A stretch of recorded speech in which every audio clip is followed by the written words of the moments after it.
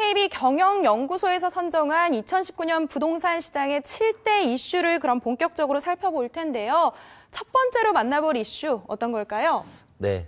7가지 이슈에 대해서 오늘 이제 시청자 여러분과 한번 살펴보려고 하는데요. 그 첫 번째 이슈는요. 서울 주택 가격의 PIR 급등과 주거 양극화입니다.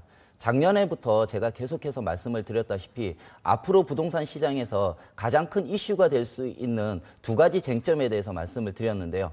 그 첫 번째가 주택 시장의 양극화에 대한 말씀을 많이 드렸고요. 그리고 앞으로 개발의 형태들에 있어서는 도시가 팽창하던 시기에 신도시 정책이라기보다는 앞으로는 도심의 구도심을 살리기 위한 재생 정책들이 아무래도 부동산 시장의 이슈가 될 수 있다는 양대축을 말씀을 드렸습니다.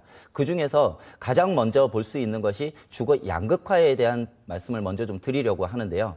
일단 우리가 PIR이 무엇인지부터 좀 살펴봐야 될 것 같습니다. PIR이란 제가 좀 적어봤는데요. Price to Income Ratio라고 해서 이런 이제 Price to Income Ratio라는 말에 앞 대문자를 따서 PIR이라고 하고요. 이 내용을 의역해 보면은요. Price는 주택 가격을 얘기하고요.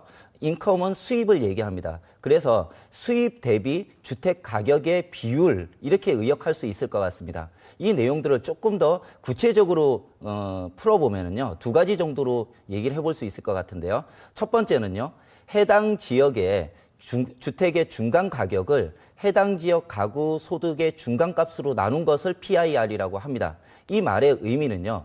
일정한 어느 지역이 있을 때 이 지역에서요. 주택의 가격들을 쫙 이렇게 나열했을 때 그 중간 가격이 있을 것입니다. 그리고요, 이 주택을 구매해야 되는 구입하고자 하는 지역의 주민들이 있을 텐데요. 이 지역 주민들이 수입들을 쫙 나열해 보면은 그 중에서 평균값이 있을 것입니다. 그래서 그 수입 대비해서 주택의 가격이 얼마나 올라가시는 것인가, 얼마나 올라갈 것인가 하는 부분을 예측하는 지표인데요.